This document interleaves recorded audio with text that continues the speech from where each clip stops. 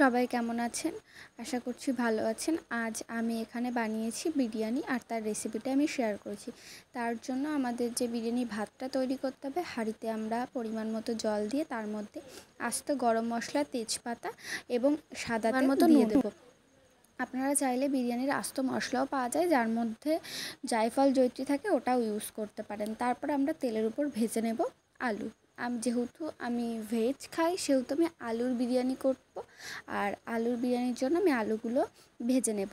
আর এদিকে একটা বাটি আলুর যে কষাটা হবে তার জন্য বাটিতে আমি এখানে নিয়ে নেব লঙ্কা গুঁড়ো, হলুদ গুঁড়ো, জিরে গুঁড়ো, ধনে গুঁড়ো, গরম মশলা গুঁড়ো এবং বিরিয়ানির মশলা কিছুটা একসাথে মিশিয়ে নেব। আর এদিকে আমি বিরিয়ানির জন্য বেরেস্তা ভেজে নেব। তো এই যে আমি কড়াই থেকে বেরেস্তাগুলো ভেজে তুলে রাখলাম। তারপর আমি সেই তেলেই দিয়ে দেবো আস্ত গরম মশলা এবং তেজপাতা দেওয়ার পর আমি তাতে অ্যাড করে দেবো কষার জন্য কেটে রাখা পেঁয়াজগুলো। তো আমি সেই পেঁয়াজগুলো কড়াইতে দিয়ে দিলাম আর একটুখানি পেঁয়াজগুলো যাতে লাল লাল হয়ে আসে তার জন্য ওয়েট করলাম। তারপর আমি এই মশলাটা দিয়ে দিলাম। এখানে ছিল টমেটো, আদা, রসুন, লঙ্কা পেস্ট।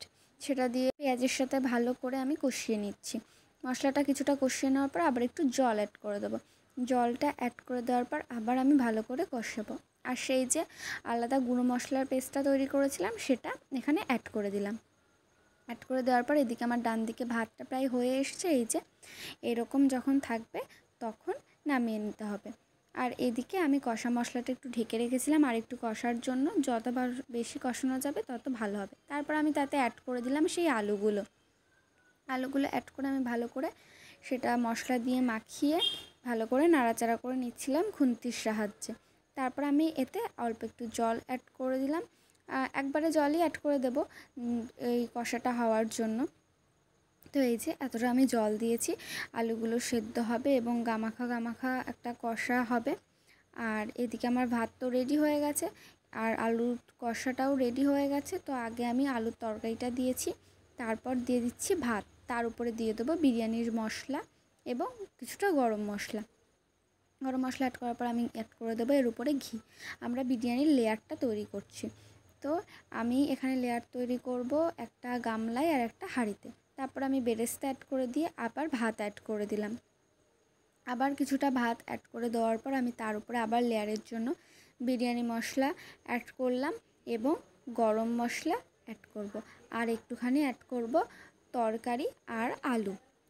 তার উপরে আমি তরকারি আর আলুগুলো ভালো করে লেয়ারটা তৈরি করে নিচ্ছি চারিদিক দিয়ে অল্প অল্প ঝোল আর আলু দিয়ে। তারপর আমি আবার এর উপর অ্যাড করে দেবো বিরিয়ানির ভাতটা আবার ভালো করে অ্যাড করে দেওয়ার পর আমি এর উপর আবার লেয়ারের জন্য দিয়ে দেব বিরিয়ানির মশলা এবং একটুখানি গরম মশলা আর একটুখানি বেরেস্তা। আপনাদের ইচ্ছা মতো এইভাবে আস্তে আস্তে লেয়ারগুলো তৈরি করে নেবেন। তো একে একে আমি আবার ঘি অ্যাড করে দিলাম। পরপর এইভাবে আপনারা ঘি, গরম মশলা, বিরিয়ানি মশলা আর আলুর তরকারি, আলুগুলোর পিস সমেত পরপর লেয়ার তৈরি করে যাবেন। তারপর উপরে আমি অ্যাড করে দিলাম দুধ। আমি ঘরোয়া উপকরণে করেছি, সেহেতু জায়ফল, জয়িত্রী ওগুলো আস্ত বা কেশর টেশর এগুলো ইউজ করিনি। আর তারপর আমি দিয়ে দিয়েছি এখানে গোলাপ জল এবং 2 মুটকি কেওড়া জল। যদিও আমি বেশি এই সেন্টটা পছন্দ করি না বলে আমি কম করে দিয়েছি। আপনারা আপনাদের মতো যেমন খান সেই হিসাবে দিয়ে নেবেন। তো আমি এর পাশাপাশি হাঁড়িটা রেডি করে নিচ্ছি। আগে গামলাটা রেডি করেছি, তো এবার দুটো বসিয়ে দিলাম। আমি এখানে আটাটা ইউজ করি, আপনার আটা দিয়ে হাঁড়ির মুখটা ভালো করে আটকে নেবেন, এয়ারটাইট হয়ে যাবে। আমি এখানে থালা দিয়ে তার উপরে ভারী জল আলা একটা পাত্র দিয়ে দিয়েছি। তো এইভাবে বসিয়ে নিচ্ছি আর তারপরে এই যে রেডি গরম গরম বিরিয়ানি।